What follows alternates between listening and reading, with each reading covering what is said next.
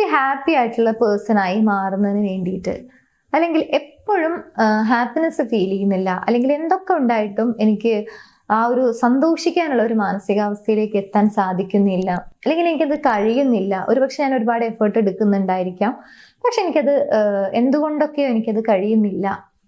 അങ്ങനെയുള്ള ഒരു പ്രശ്നം നേരിടുന്ന ഒരു വ്യക്തിയാണ് എന്നുണ്ടെങ്കിൽ ഈ വീഡിയോ നിങ്ങൾക്കുള്ളതാണ്. സോ നിങ്ങൾക്ക് എത്ര ശ്രമിച്ചിട്ടും ഹാപ്പി ആകാൻ സാധിക്കുന്നില്ല എന്നുണ്ടെങ്കിൽ ഇനി പറയാൻ പോകുന്ന ഈ 5 കാര്യങ്ങൾ ജസ്റ്റ് ഒന്ന് ചേഞ്ച് ചെയ്ത് നോക്കുക.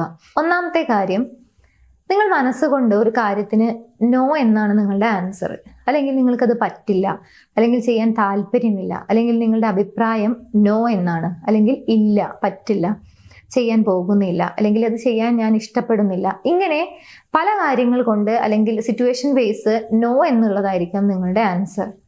എന്നിട്ടും നിങ്ങൾ യെസ് പറയുന്നുണ്ടെങ്കിൽ ആ കാര്യം നിങ്ങൾ കംപ്ലീറ്റ് ആയിട്ട് സ്റ്റോപ്പ് ചെയ്യുക.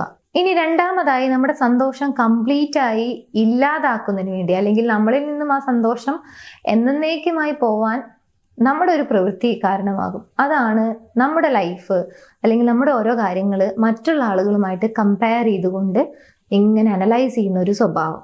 ഇനി മൂന്നാമത്തെ കാര്യം, ഒരു പക്ഷേ ഇത് ഏറ്റവും കൂടുതൽ ടഫായിട്ടുള്ള ഒരു കാര്യം തന്നെ ആയിരിക്കാം. നിങ്ങളെ കംപ്ലീറ്റ് ആയിട്ട് നെഗറ്റീവ് ആക്കുന്ന, അല്ലെങ്കിൽ നിങ്ങളുടെ എനർജിയെ ഡ്രെയിൻഡ് ആക്കുന്ന, എപ്പോൾ സംസാരിച്ചു കഴിഞ്ഞാലും നെഗറ്റിവിറ്റി മാത്രം നിങ്ങളിലേക്ക് നൽകുന്ന ഏതെങ്കിലും വ്യക്തിയുമായിട്ട് നിങ്ങൾ കണ്ടിന്യൂസ് ആയിട്ട് സംസാരിക്കുന്നുണ്ട്, ഇടപഴകുന്നുണ്ട്, അല്ലെങ്കിൽ ടൈം സ്പെൻഡ് ചെയ്യുന്നുണ്ടെങ്കിൽ അത് സ്റ്റോപ്പ് ചെയ്യുക. നെക്സ്റ്റ്, നിങ്ങൾക്ക് തന്നെ സന്തോഷം കണ്ടെത്തണം എന്നുണ്ടെങ്കിൽ അതിനു വേണ്ടി ചെയ്യേണ്ട കാര്യം, നിങ്ങൾ ഒരുപാട് ഓവർ തിങ്കിങ് ചെയ്യുന്നുണ്ടെങ്കിൽ അത് സ്റ്റോപ്പ് ചെയ്യുക.